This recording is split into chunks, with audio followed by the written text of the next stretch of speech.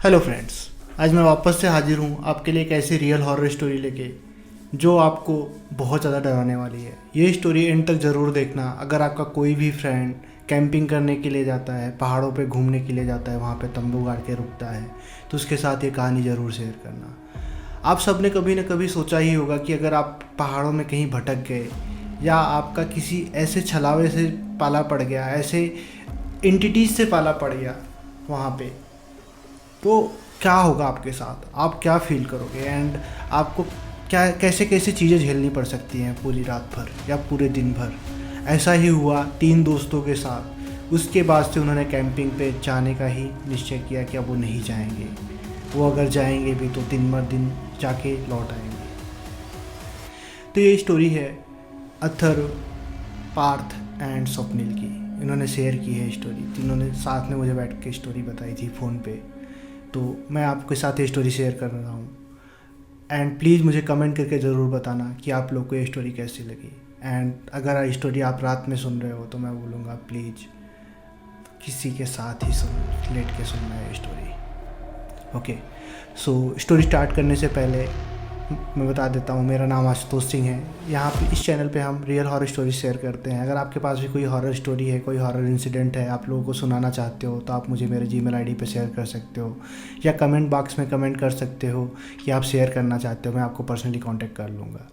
And please channel को subscribe करें। जो भी न्यू कमर्स हैं इस पर, उनसे रिक्वेस्ट है, मुझे पता है आप लोग सब्सक्राइब करोगे ही, आप लोग का दिल बड़ा है छोटे भाई को, आप छोटे भाई को सपोर्ट करोगे ही, तो प्लीज़ सपोर्ट करो।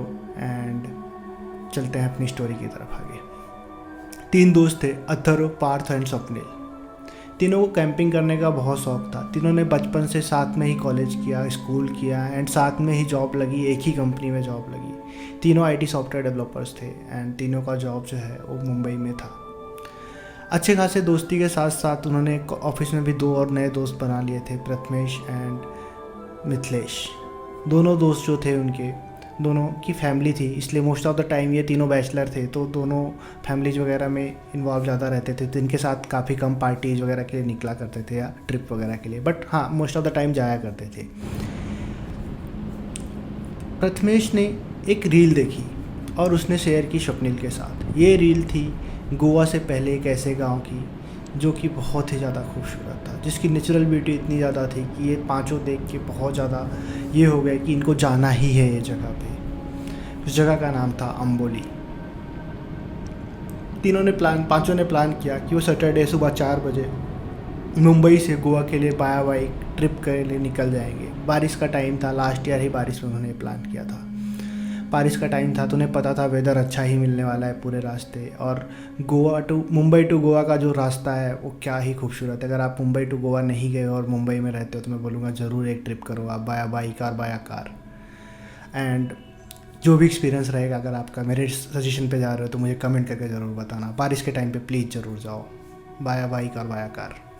ओके, सो पांचों ने प्लान किया सैटरडे सुबह 4 बजे निकल जाएंगे। वो 8-9 घंटे का रास्ता है।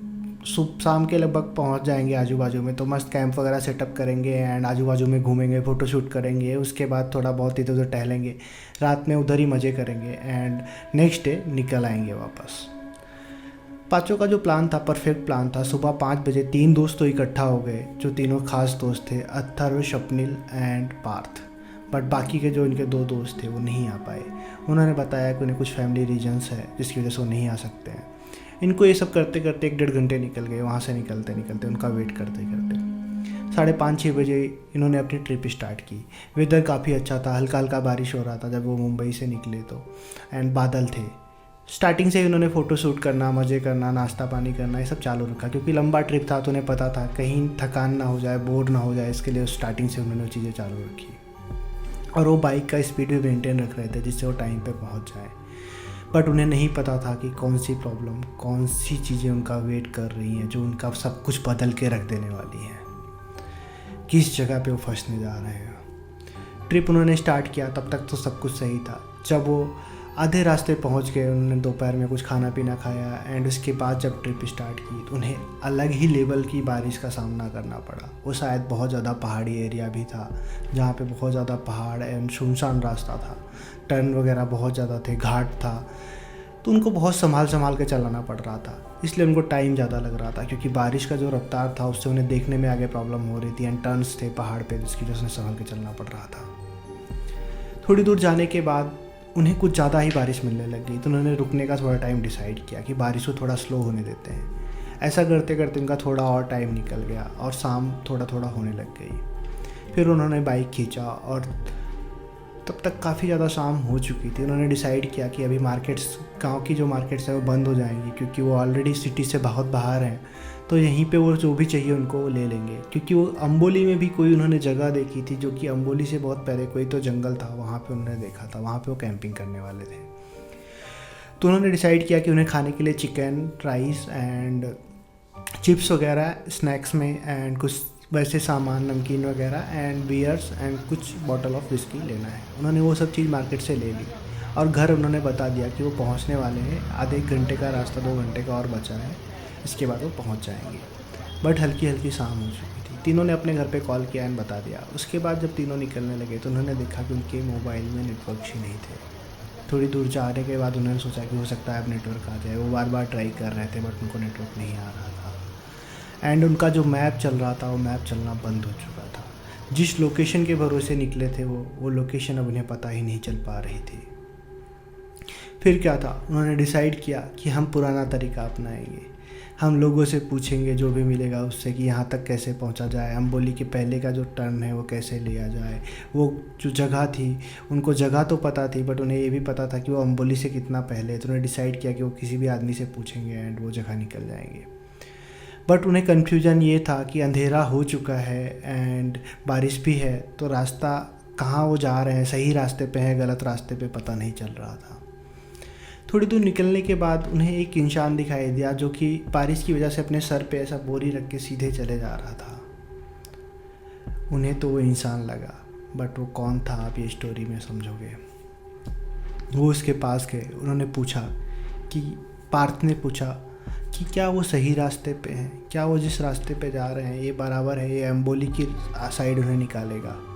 उसने बताया उस इंसान ने कि नहीं, वो बट इनकी साइड देख नहीं रहा था। इनको एक चीज़ दिख रही थी कि वो जब इनसे बात कर रहा था तो वो सीधा आगे ही देख रहा था और धीरे धीरे चल रहा था, इनकी साइड मुड़ नहीं रहा था। इन्हें लगा शायद बारिश है, इस वजह से वो टर्न रख के रुकना नहीं चाह रहा है, अपने घर के लिए निकल रहा है, शाम भी हो गई है तो शायद जल्दी पहुंचना चाह रहा होगा।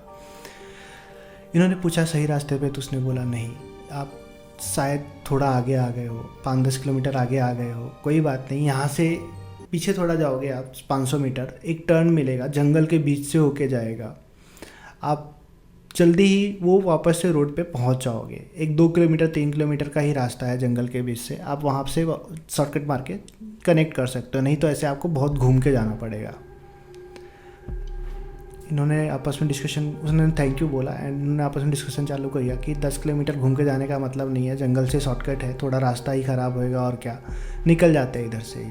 उसने बोला कि जंगल से रास्ता तो नहीं बोल सकते, हाँ बट प्रॉपर एक वे है कि जहाँ से तुम जा सकते हो और उससे लोग जाते आते हैं। इन्होंने डिसाइड किया ठीक है। जब ये वापस से घूमे उससे और कुछ चीज़ें पूछने के लिए, तो उन्होंने देखा कि वो आदमी वहाँ पे दिख ही नहीं रहा था और बारिश थोड़ा तेज़ हो चुकी थी, तो इनको लगा हो सकता है अंधेरा भी हो गया है, उसका आजू बाजू में कहीं घर होगा या कुछ टर्न लेना होगा और घूम गया होगा। इन्होंने ठीक बोला ठीक है, जो उसने रास्ता बताया था, इन तीनों ने डिसाइड किया कि उसी रास्ते से निकल जाते हैं। इन्हें नहीं पता था कि यहाँ पे क्या क्या इनका वेट कर रहा था। तीनों उस रास्ते पे निकल गए। शुरू से ही इनको उस रास्ते पे बहुत ज़्यादा गड्ढे मिल रहे थे, बारिश होने की वजह से जो रास्ता था उस पर पूरा पानी भरा हुआ था, मिट्टी का रास्ता था एंड बहुत सारे गड्ढे थे, तो इनकी बाइक बार बार गड्ढे में जा रही थी। तभी अथर्व की बाइक एक ऐसे गड्ढे में गई जिसकी वजह से अथर्व का जो पिछला टायर था वो पूरी तरीके से बेंड हो गया एंड वो चलने की कंडीशन में ही नहीं रह गया। अभी इनकी मजबूरी ये हो गई थी कि या तो इनको उस जगह पे रुकना पड़े या तो बाइक छोड़ के निकले। तो इन तीनों ने डिसाइड किया कि वहीं पे रुकेंगे एंड आज रात वहीं पे कैंपिंग कर लेंगे। वैसे भी ये कैंपिंग करने के लिए ही निकले हैं और जगह ऐसी बुरी भी नहीं है, बहुत अच्छी जगह है, बारिश भी हो रही है तो अभी ज़्यादा आगे जाने का मतलब नहीं है, यहीं पे रुक जाते हैं। तभी इन्हें दिखाई भी दिया कि एक खंडहर जैसा घर है एंड वहाँ पे कोई लाइट वगैरह तो नहीं जल रही है बट घर जैसा दिख रहा है। तो इन्होंने डिसाइड किया कि चलो थोड़ी देर वहीं पे जाके रुकते हैं, अगर कोई वहाँ पे मिल भी गया तो अच्छी चीज़ है, हम वहीं पे रुक जाएंगे। तीनों वहाँ पे गए तो इन्होंने देखा कि घर आगे साइड से तो दीवार थी बट पीछे साइड से कुछ था ही नहीं। एक साइड और बाउंड्री थी बट वो पूरा घर जल चुका था और गिर गया था। इन्होंने एक वॉल पे देखा एक फ़ोटो फ्रेम टंगा हुआ था। उस फोटो में एक फैमिली जैसी पूरी फ़ोटो थी। बाकी ज़्यादातर तो फ़ोटो जो 2-3 थी उसमें वो जल गई थी बट एक लड़की की फ़ोटो थोड़ा सा जली हुई दिख रही थी एंड थोड़ा सही सलामत थी। खैर इन्होंने जब तक सोचा कि बारिश नहीं रुक रही है, हम कैंप नहीं लगा पा रहे हैं, थोड़ी देर यहीं पे रुक जाते हैं, बारिश थोड़ा कम हो जाएगी तो यहाँ पानी भी नहीं गिर रहा है, फिर हम जाके अपना कैंप लगा लेंगे बाहर। थोड़ी देर के लिए वहाँ पे रुक गए। तभी जो है पार्थ को ऐसा फील हुआ कि कोई तो उन्हें कंटिन्यूसली देख रहा है एंड कोई तो चल रहा है। पार्थ ने ये बात स्वप्निल एंड अथर को कही कि यहाँ पे तुम्हें ऐसा नहीं फील हो रहा है कि कुछ तो अजीब है और थोड़ी ठंडक ज़्यादा है और ऐसा जैसे लग रहा है कि कोई हमें देख रहा है और धीरे धीरे हमारे आजू बाजू में चल रहा है। स्वप्निल एंड अथर ने पार्थ को बोला कि तू हमेशा ही डरता है, शुरू से आज तक तू डरता ही आया है बचपन से। जिस भी ट्रिप पे गए हैं तेरी फटती ही है, कहीं कुछ दिखता है तुझे, कहीं कुछ दिखता है। अभी तो छोड़ भाई, अभी बड़ा हो गया तू। ऐसा सब बोल के उसका थोड़ा बहुत मजाक उड़ाया उन लोगों ने, तो पार्थ भी चुप हो गया। उसके बाद जब भी थोड़ा बारिश कम हुई तो इन लोगों ने अपना कैंप वगैरह लगाना चालू किया। इन्होंने अपने तंबू गाड़े एंड बैठ गए ये।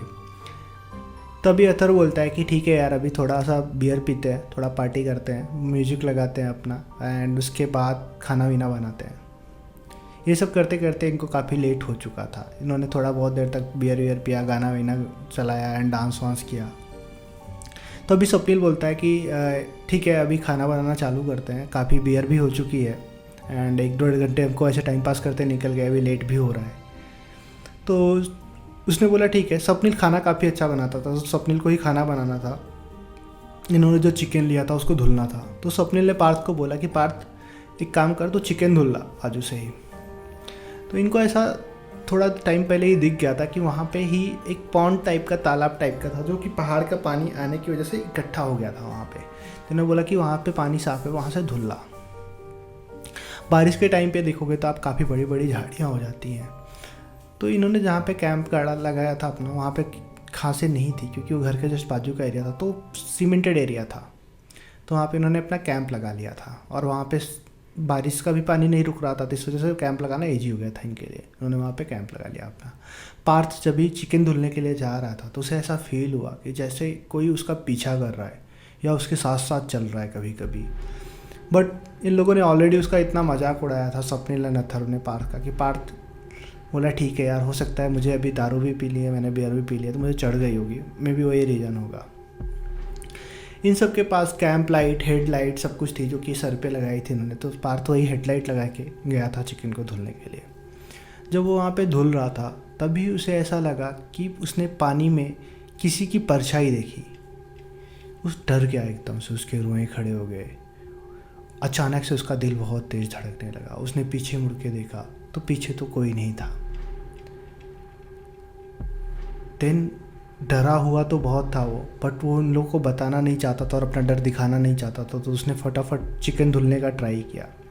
जब भी वो चिकन धुल रहा था तो अचानक से उसे फील हुआ जैसे किसी ने पानी से उसका हाथ पकड़ा जब वो पानी ले रहा था तो उस गड्ढे से, एंड किसी ने उसको उसमें खींचने का ट्राई किया।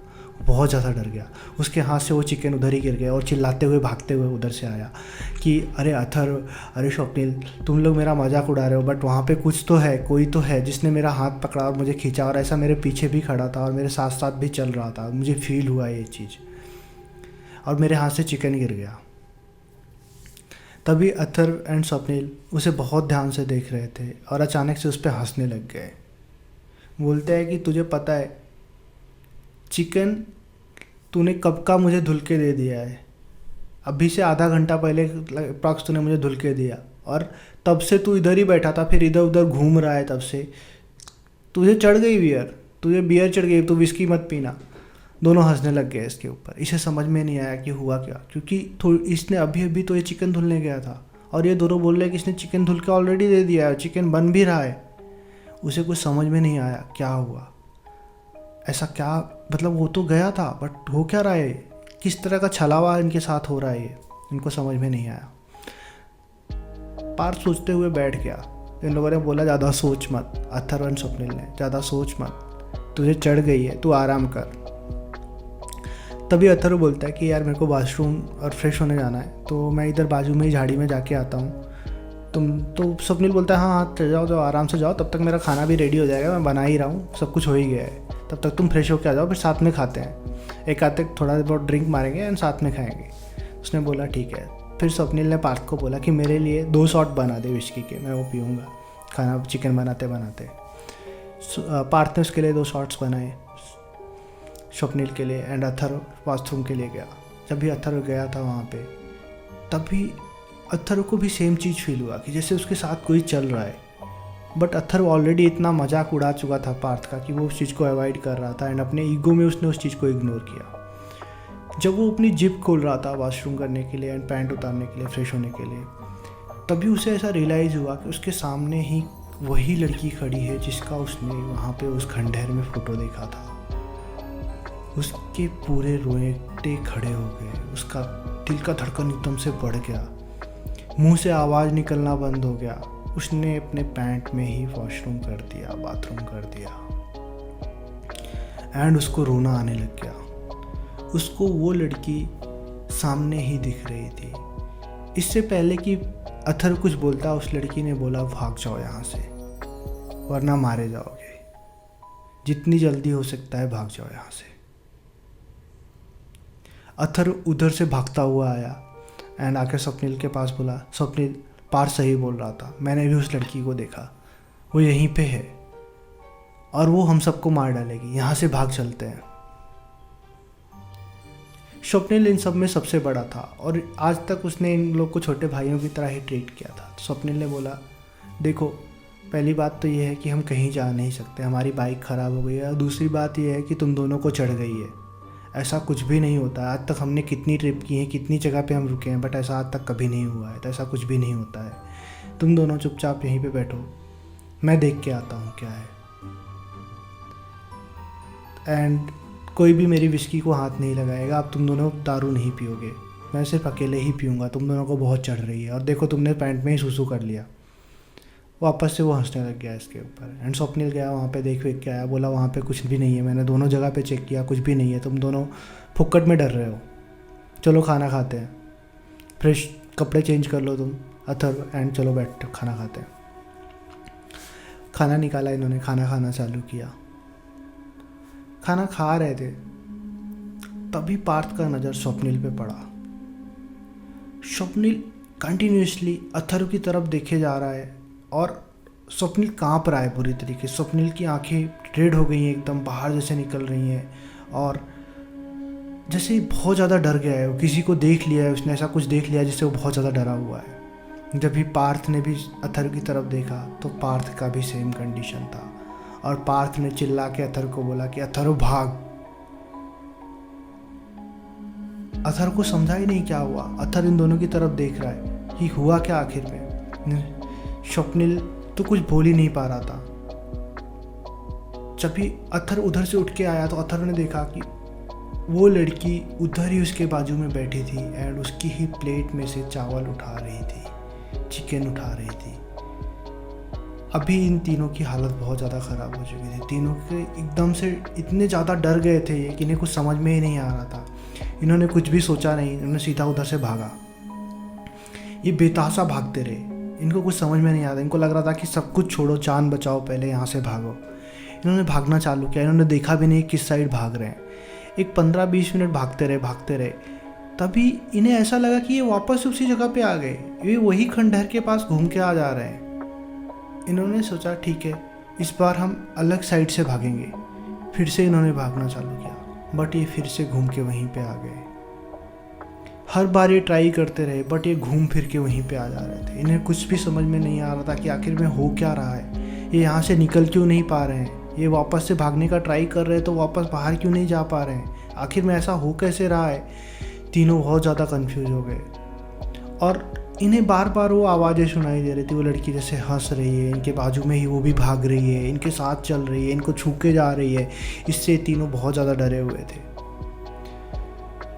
जब ये वापस आए तो इन्होंने देखा इनका जो भी खाना था वो सब गायब हो चुका था। इनका टेंट वगैरह किसी ने फाड़ दिया था। इनके पास अभी कुछ ऑप्शन नहीं था। तीनों ने डिसाइड किया कि देखो, या तो अभी मरना वैसे भी है तो अभी हम डर के नहीं मरेंगे, हम चलते हैं। हमारा टेंट वगैरह वैसे भी सब फट चुका है तो हम चलते हैं, हम उसी घर में बैठेंगे। अब जो होना होएगा होगा ही, हमने जितना ट्राई करना था कर लिया, हमसे कुछ नहीं हो रहा है। तीनों गए वहाँ पे बैठ के। रात भर इन्हें वो सब चीज़ें फील होती रही, जैसे इनके बाजू में कोई हंस रहा है, कोई इन्हें डरा रहा है, कोई छू रहा है। बट तीनों एक दूसरे को पकड़ के कस के जकड़े हुए बैठे थे। सुबह हुई, तीनों जैसे ही 4-5 बजे हल्का सा भी उजाला हुआ, तीनों कुछ नहीं सोचे वहाँ से सीधा भाग के बाहर गए। और ये बेतहासा भागते रहे। और जब उसी मार्केट में गए जहाँ से उन्होंने सामान ख़रीदा था, और उन्होंने वहाँ पे जाके एक अंकल मिले, उनको सब कुछ बताया, सारी स्टोरी बताई शुरू से अंत तक। अंकल ने बोला वहाँ पे एक फैमिली रहा करती थी और वो फैमिली की एक जंगल की आग में डेथ हो गई थी। तब से आज तक वहाँ पे कोई गया नहीं था। हाँ, लोगों को कुछ ना कुछ चीज़ें उस रोड पे दिखाई देती थी रात में, बट कोई भी इस तरह से शिकार नहीं हुआ था। तो एक काम करो तुम लोग, यहाँ से एक मैकेनिक को लेके जाओ सुबह 8-9 बजे। वो दुकान खोलता है, यहीं बाजू में लगाता है, उससे अपनी गाड़ी ठीक करो और जितना जल्दी हो सके यहाँ से तुम लोग वापस रिटर्न हो जाओ। इन तीनों ने उस दिन से डिसाइड किया कि अब ये कभी कैंपिंग पे नहीं जाएंगे, कभी नाइट स्टे कहीं किसी जंगल में नहीं करेंगे भी अगर कहीं जाएंगे भी तो दिन ब दिन रुकेंगे, किसी होटल में रुकेंगे, बट ऐसे नाइट कैंपिंग नहीं करेंगे। तो आपको क्या लगता है कि ये स्टोरी रियल है या नहीं है? आप मुझे कमेंट करके ज़रूर बताओ। एंड बाय द वे, आपको स्टोरी कैसे लगी वो भी मुझे कमेंट ज़रूर करना। एंड अगर आपने अभी तक चैनल सब्सक्राइब नहीं किया है तो प्लीज़ चैनल को सब्सक्राइब करना। बाय द वे, मुझे पता है अभी तक आपने कर ही लिया होगा।